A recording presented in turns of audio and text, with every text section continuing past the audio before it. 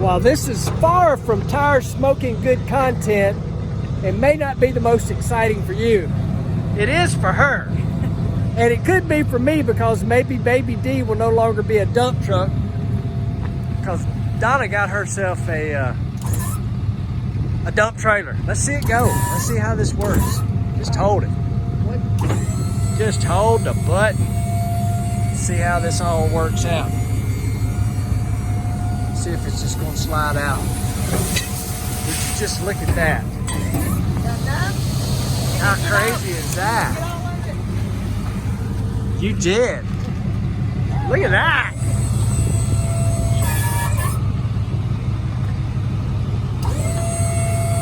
I'm impressed. Back saver, baby. With the big text. I hope BabyD's no longer a dump truck.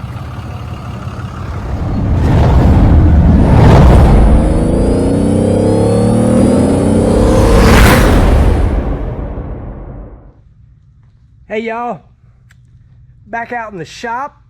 Thank goodness. I'm not trying to be a rap star. Getting ready to fly off to a race this week, and just wanted to start to get a few things wrapped up. Maybe not the most exciting stuff on BabyD, but BabyD, about to put her up on the lift here, has had, since I put it together, see that leak right there? Steering rack's leaking. So we had replaced everything on this thing, but going to stick a steering rack on it today. I know, crazy, but you would think BabyD wouldn't leak. It's all fresh, except for that steering rack. I should have done it when I was doing all the front end. But I do want to run outside and show y'all a couple things that we did getting ready for taking the motorhome on its first trip. Went and got one of these equalizer hitches. Had to cut these out. Under this in my trailer is a couple of batteries for the hydraulic ram that picks the trailer up. Another battery in there for, it got dark on you there for a moment. Another battery in there that also runs the lift inside the trailer. Another thing we did, because I was terrified pulling the trailer with the motorhome, because the toterhome is a sure enough truck.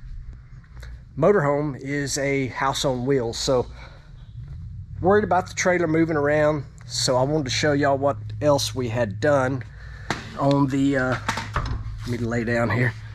So on the receiver hitch, normal receiver hitch, it came on here factory, but I took the receiver out from under here and took it to a friend of mine, Mike Abbott, Steel Rose Metal Coat in Memphis, and he added these gussets right here, put this piece of square tubing in from front to rear on the receiver hitch, all in an attempt to just kind of brace this thing up. You can see it better there. He put that box tubing in there along with those gussets and a couple other little gussets here and there, some on the back. So when we pull the trailer, I just want to make sure, you know, that we're safe. We don't lose the trailer going down the highway. So that's kind of where that's at.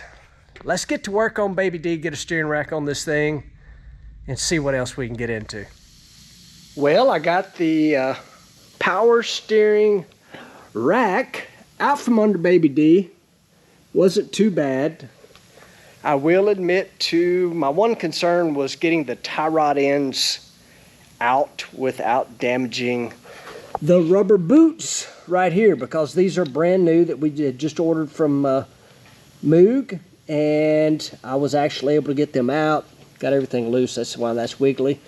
And this thing was leaking in here, whether or not it's sure exactly where it was coming from, but fluid was leaking there. Not terrible, but enough just to bug me, because this thing at the moment does not have any engine oil leaks of any kind. So now what I got to do, which was the hardest part of this job, was the high pressure line did not want to come loose at all, so I undid it from our Holley power steering pump. Now what you're looking at here is a custom. I gotta be honest, I didn't think this would ever work. I did it because we were trying to get BabyD started for the first time. So far it's been good. Now that was a job, getting this fitting down in this power steering hose. These power steering hoses are pretty thick, and I literally had to push and then ended up taking a wrench. They're fine threaded and screwing that all the way in. I put a clamp on there just for safety, but that's my custom hose that I made there. Nothing trick or special, but now what I gotta do is get this out. I have a line wrench and I tried it in the truck, couldn't do it. It's trying to round the corners off, so I gotta do that. Quick update. So yes, I essentially rounded off our high pressure side line using a very nice line wrench. This is a good line wrench. It's an 18. So what I ended up doing was going and getting an 11/16, literally hammered it down on there, got it to fit with a few taps, and I'm telling you, it took nothing. Tap that thing down on there, come right loose.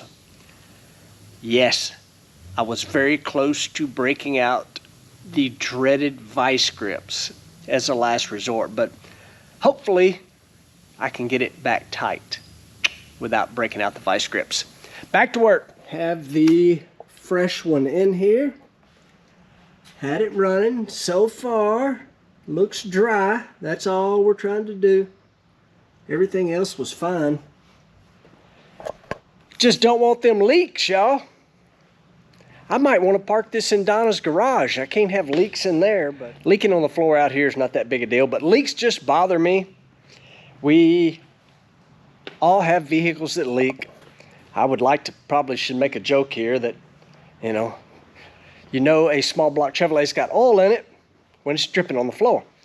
Or, always true, Harley, if it ain't leaking, it ain't got no oil in it. Perfect proof right there. There's some oil on the floor. Just kidding, all you Chevrolet guys. All of them leak if something's wrong with them, but Harleys do leak. That's for sure. Told you I had another project coming up. This is another project. So Donna wants to clean our driveways. Oh, and I got to bring that up.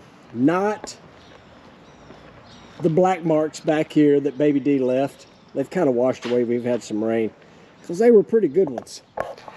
Here's the deal. Seen a lot of comments about burnout marks in the driveway. Well, the deal is I can do as many burnouts, leave all the black marks I want in the shop driveway. Move around to the front of the house. Do not do burnouts in that driveway. You will be cleaning those up. So, the project that I got before the project I want to get to. The old Honda generator, because Donna wants to clean the driveway. This thing probably hadn't been started in 2 years. Had a flat. So I thought, well, I'll just, the valve stem wasn't in there, so pop that bad boy off of there. That's a problem. Fix a flat, ain't gonna get that one. So the real question is will the old Honda start? My bet is yes. If there's one thing Hondas will do, that is crank and run. It's probably got to get the old gas out of it, because I'm sure it smells horrible. It literally has been sitting in the she shed for 2 years. Let me take the cap off this thing. See how bad it smells. Stanky. Probably need to drain the gas. The project, not the Honda power washer. The thing that's still bugging me. So we probably have driven BabyD a good 100 miles on country roads, so a little bit of bumping going on. So let's take a look. We're talking ride height again. Let's just call that 31. Go to the back. Let's call that 30. It's still squatting. I'm not hip to the squat. I know it may be a thing for some. I see some trucks going up and down the road. I personally don't care for them. But I did get a comment. Again, I'll read them all. Got to put the cheaters on and throw my phone on the ground. So I got this comment from DoggerJD. I had the same problem when I did my 4.6 drop on my 85 C10. I used Beltec components, front springs, spindles, rear hangers, shackles. Ended up putting the stock shackles shorter, parentheses shorter, back in to correct the low rear stance issues. So he's got me thinking. I may be wrong. All it is work. But I lucked up. I threw away most everything else, but I kept the hangers. So I think I'm going to put BabyD back on the lift. Literally the only reason I put it down was to show y'all a current ride height. I can look at it and see that it's down in the back. This could be a mistake, but I don't know. I don't like the way it sits, so it's just work. Let's do it. Let's change the rear hangers. That's all I'm gonna change. I'm gonna put the rear hangers on and see what it does. All right, this project took priority. Tires back on. Gas stinks, but it is a Honda. See what happens. On. Make sure the gas is on. Might as well give her a little choke. See what happens.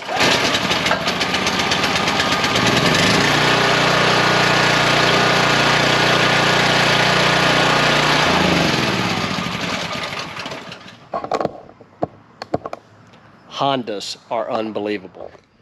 Okay, I just got off the phone with one Mr. Mike Cotton. He is who I call on all of my loring stuff. So what we're going to do is we're going to change this back out to the stock ones, because what it's done, it has relocated the upper part of the where the leaf spring mounts off the shackle is further up. The stock one is further down. Cotton said he don't know if this will work or not, but he's like, it's only a few bolts, just change it. So that's what we're going to do. We're going to change it, put it on the ground, measure it, see what it looks like. I don't like the squat. That ain't no squat. Okay, I just pulled the first hanger off, and looking at this, I'm going to tell you that's not going to work. It's going to raise the truck up too much. I could be wrong, but here's where the spring currently goes. When I put this back on, I got these bolt holes lined up. That's several inches. I gotta believe that that's going to raise the back of the truck up too much. But I'm gonna bolt it on there. Looking at it, I'm gonna say it don't work. I hope it surprises me, and it does. I'm gonna go back to work. Okay, y'all, I am definitely still on the this is not gonna work deal. So, from the frame to the center of the bolt going through the leaf spring, let's just call it 2 3/4, hanging underneath the frame. Now let's go to the side that I haven't changed. Look, it's inside the frame. It it is actually level with the frame. Okay, got both sides put in there, and not a good day when you got the Sawzall out and the death wheel. I did have on safety. And Mr. Jamie Otts is going to kill me. A little light on the subject. So, as you can see, I whacked my exhaust pipe off. Because when he put it on, did it awesome. It turned right here and come out right there. Well, changing the hanger, put it right. Now I'm gonna have to go back and see him, and he's going to have to come back. Boom. But that's okay. Gives us a chance to go see Jamie again and some of those cool rides he's got. All right, I'm excited. Let's put it on the ground with both sides complete. And I'm gonna pull forward and slam the brakes on a couple times, pull forward, backwards. Make it settle a little bit in the back. I have not tightened up the shackles, top or bottom on the where the leaf spring's going. Let's put her down. We'll check it out. I like it better. I can tell you right now. Could probably, it does need to come down a little bit in the back, but I like that stance so much better than lower in the front. Let's check our measurements again. All right, let's take a look. I'm going to call that, just for easy, 31. 31. And 31 and a half. I can live with that. I can live with that, y'all. Now the real question is, how does it ride? Because before, I could put these two fingers stacked on top of one another in between the bump stop and the top of the Moser rear end housing. I've got to get under here and tighten up the leaf springs, the spring perches, that sort of thing. I got to get that tightened up. I hate that I had to hack the exhaust off. I have to go see Jamie and the Memphis 10 group. Hope y'all watched that video. That was fun. But I like the look of BabyD so much better. All right, y'all join me under BabyD. So before we did what we did, I could only put my two fingers stacked and I would hit that bump stop. Now, almost easily 3 fingers and almost 4. So, hope you can see that. It's weird to me that it, it only raised it up a little bit, but it gave it that much room here. Got to tighten this up and the upper one up. And go take it for a test drive. All right, just took a ride. Love the stance. About a 1/2 inch higher in the back. And yes, I'm parked in Donna's garage. So let's hope our steering rack doesn't leave anything. So far, so good. Mr. DoggerJD, I appreciate the comment because that inspired me to change those rear spring hangers. I did not change the front, I just changed the rear. Just went and drove it. Seems pretty good. Rides much better. I don't think the bump stops are hitting anymore like they were. But I can tell you this, BabyD needs a front end alignment bad. Guys, as always, I appreciate you watching, liking, subscribing, sharing, and commenting. I learn things from your comments. See you in the next one.